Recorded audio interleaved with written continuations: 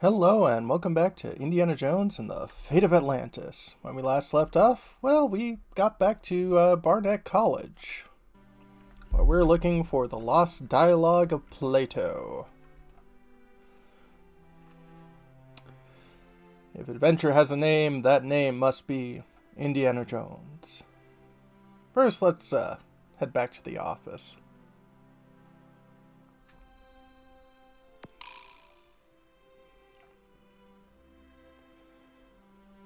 Do do do do.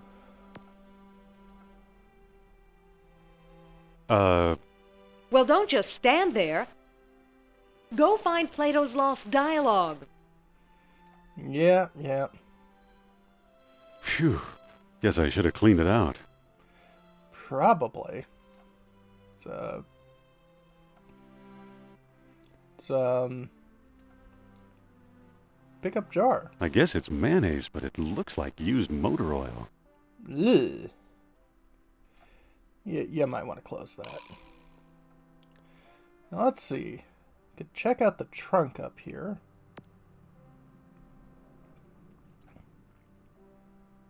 Nothing useful in here. Okay, that's one of the locations where the lost dialogue of Plato can be. Luckily, it's not in there because there's far more interesting places. Well, don't just stand there. Go find Plato's lost dialogue. Right. What do you think of this jar of mayonnaise? You don't think anything of it.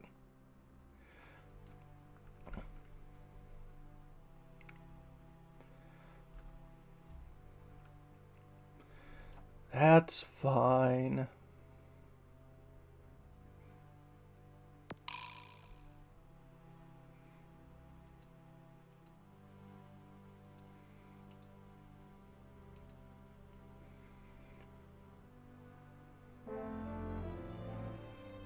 Well, we tried picking up this dirty rag earlier, but now we can't. It's a greasy old towel. We got some coal here. A fine sample of bitumen. Bitumen. I would have said bitumen, but I'm obviously wrong. A fine sample of bitumen. Can we go up the coal chute? It's too slippery to walk up. Is it now?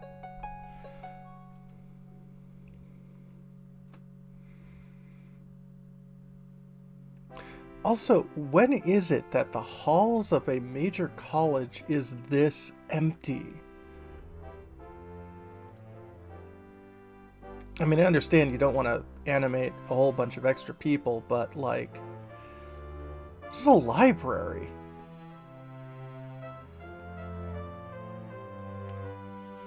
Yeah, I don't think we have to There's worry nothing about of any importance of here. these. Luckily, this rope is still here. A fine example of braided hemp.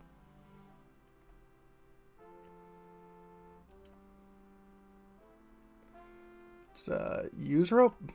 There we go.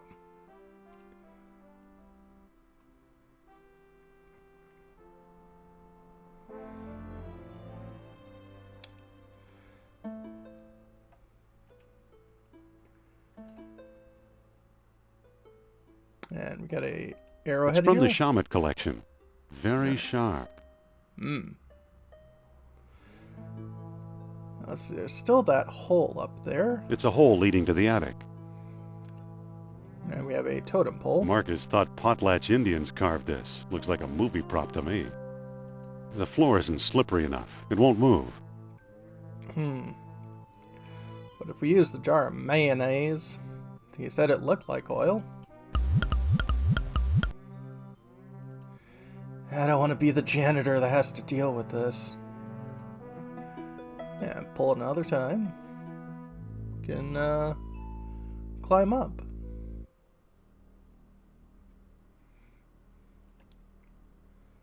It's some kind of funeral urn. I believe it's part of the old Ward collection. Ward, eh? Well, it's not the one we're looking at. Looks like someone's ashes in here. Let's be nice and close the urn. It's a copy of an Egyptian statue of Horus. Marcus still thinks this chest belonged to Columbus. I can't lift the lid. Well, if I have to be more careful around these things. If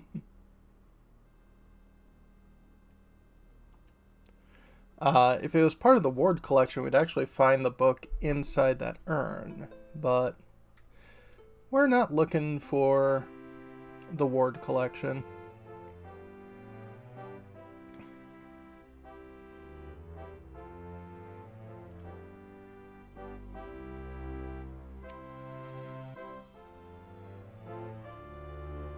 I believe it's part of the old Sprague collection. And we aren't looking for the Sprague collection, but we can deal with this. Now we have to, like, actually go and click on the Ouch! screw. The screw came out, but that hurt. Let's use the dirty rag with the arrowhead. It's an arrowhead with a soiled rag wrapped around it. It's unscrewed. And unfortunately, you have to do this on each screw. It's unscrewed. Hunting for teeny tiny little pixels. It's unscrewed.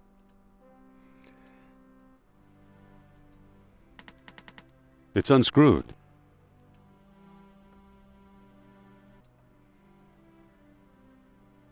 There's nothing of importance here. It's an old lecture hall desk, complete with a wad of gum, I'll bet. I can't pick that up. Yep, there's the gum. There is a sticky wad of gum under here. It sure is gooey.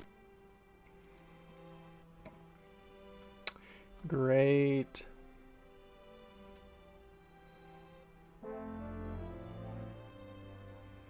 I forgot what the lump of coal is for. I just know we have to pick it up.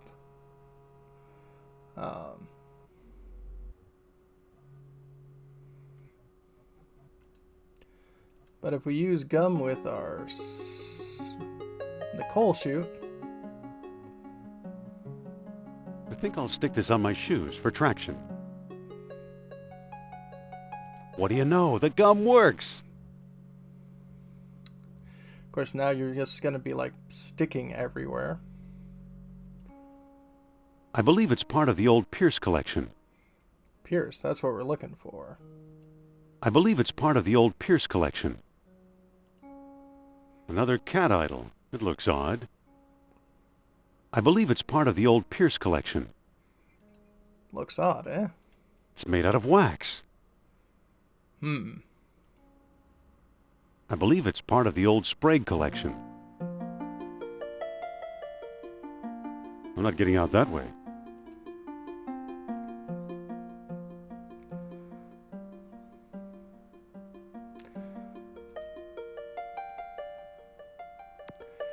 Well, if it's made of wax, we can melt that. The wax is melting. There's a manuscript inside. The Lost Dialogue of Plato.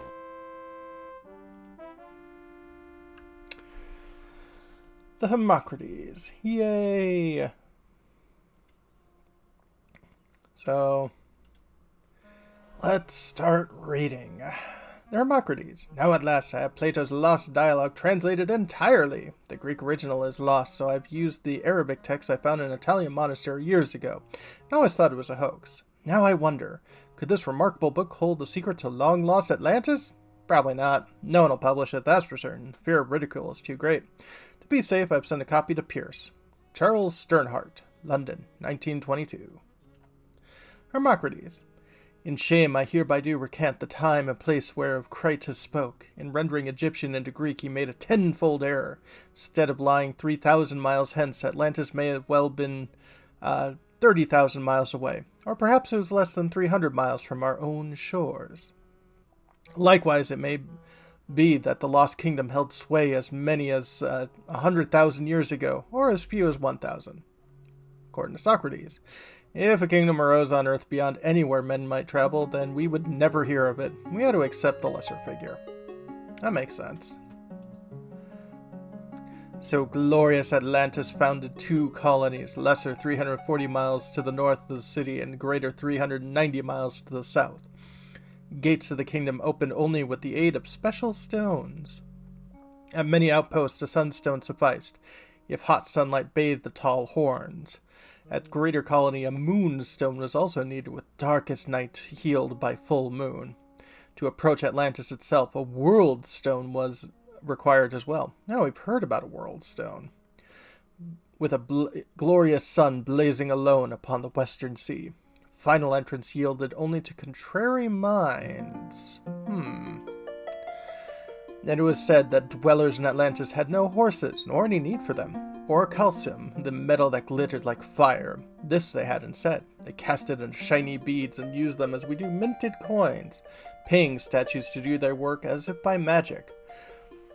When their colonies were failing, wise men carved strange devices out of amber to search for the metal, but only proud Atlantis ever yielded a supply. You have called the kingdom wealthy, but surely this is absurd. Yeah, I'm sure, Socrates. As the waters rose around the city, the kings of Atlantis, one after another, sought to hold off fate. Knowing mortal men would never rule a sea, they planned a huge colossus, which by the use of orichalcum, 10 beads at a time, would make them like the gods themselves. Nur-Ab-Sal was one such king. He it was, say the wise men of Egypt, who first put men into the colossus, making many freaks of nature at a time when the celestial spheres were well aligned. This I doubt. We are hearing a child's tale.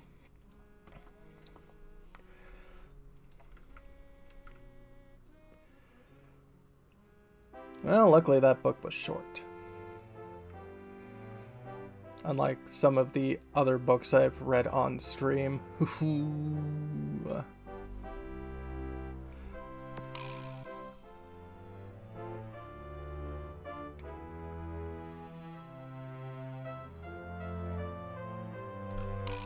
I got it. I found Plato's lost dialogue. Really? Our jungle friend Sternhardt is quite the scholar. Let me see. And blah, blah, blah, blah, blah. We just read this a moment ago. I don't see how this will help us find Atlantis.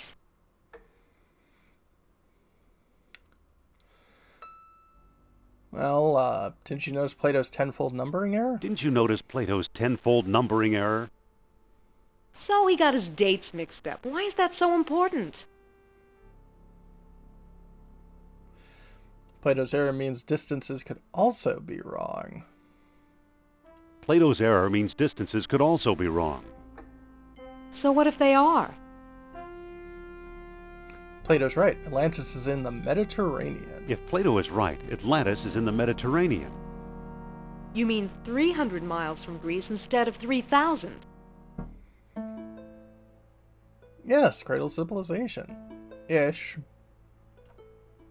Yes, the cradle of civilization. You could be right. He once told me he came from the middle of the world. That's what Mediterranean means. Good old Nur-Ab-Sal. I'm starting to like him. Good old Nur-Ab-Sal. I'm starting to like him. Wait, quiet. I think I'm getting something. Uh-huh. So, Mr. Sal, what's the secret? So, Mr. Sal, what's the secret? Be patient, he's lost. But I think I know how to guide him home. Among the artifacts that Kerner stole was a small stone disc with a hole in it. Yep. I'm sure it was one of the 3 stones mentioned in Plato's book. And I didn't find it. I bought it from Alain Trottier in Monte Carlo. Why should he help us? Why should he help us? Or was it Omar Al-Jabbar in Algiers? Either way, Algiers or Monte Carlo. This much I do know. We need all 3 stones if we want to find Atlantis.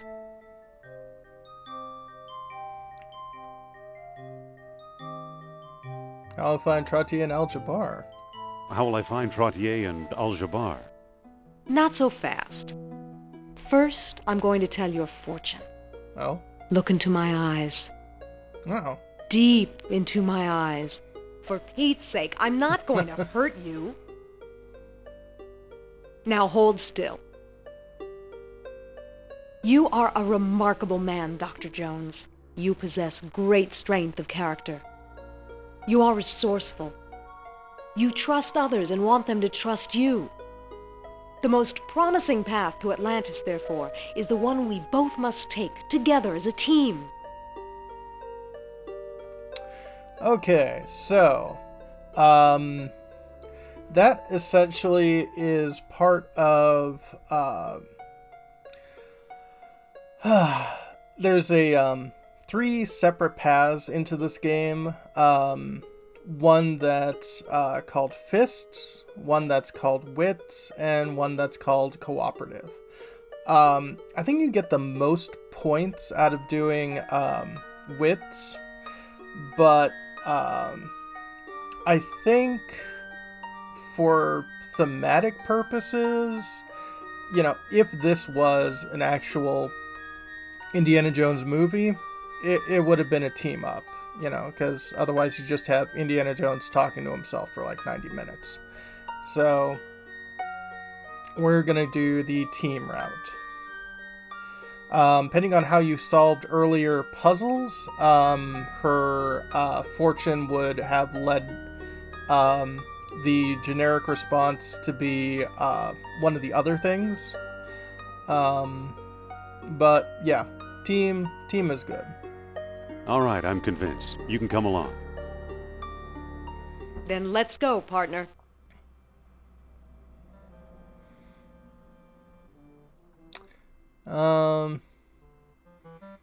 Yeah, let's not be mean. Let's get going. We can still catch tonight's clipper. Let's get going. We can still catch tonight's clipper. You make it sound so romantic.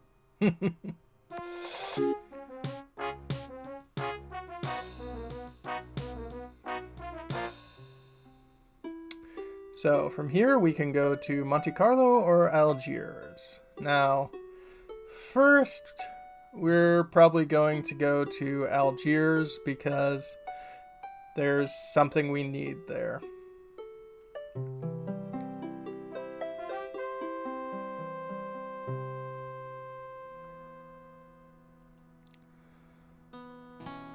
Hello there. Ah, a prosperous American. Yep.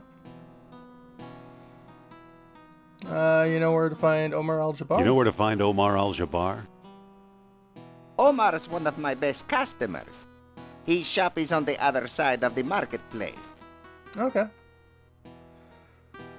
What are you doing here on the streets? What are you doing here on the streets? I'm a beggar, Effendi. It is my job to be here. Ah. Today, I'm offering a discount. Give me food and I'll give you a free gift. How's business? How's business? I've seen worse. Today, I'm offering a discount. Give me food and I'll give you a free gift. Okay. Yeah, ever heard of Atlantis? You ever hear of Atlantis, old man? Atlantis. Atlantis. No. Now, let me get back to work, please. Right.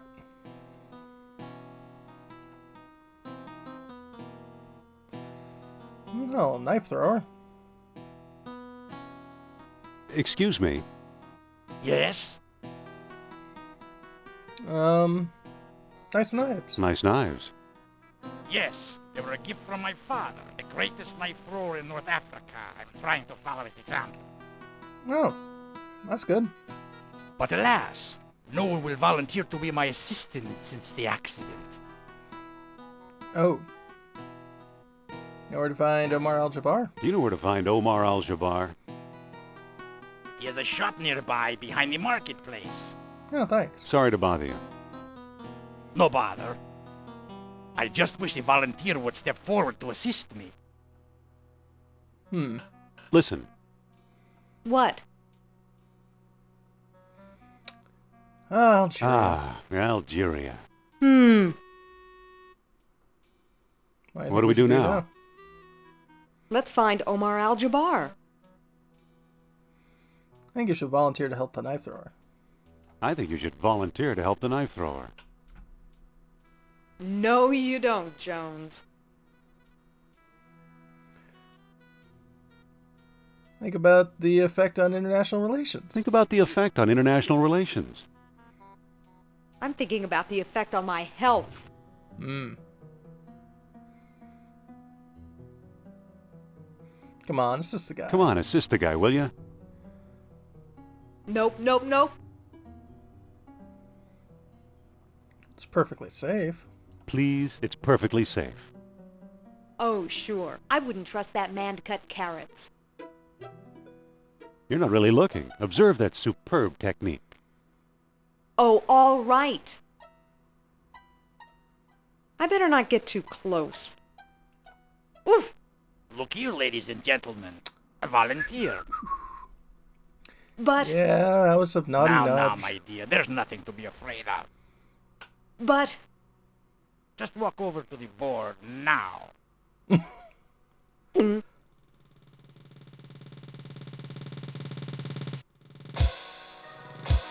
Ta-da! Thank you for your brave assistance, my dear. Allow me to express my gratitude by giving you this souvenir knife.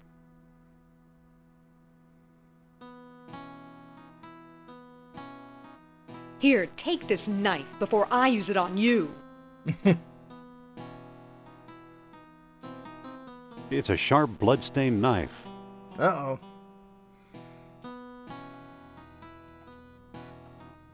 Guess she was nicked a little bit. But that's going to be for next time. When we come back, going to find Omar. Have a good one, folks.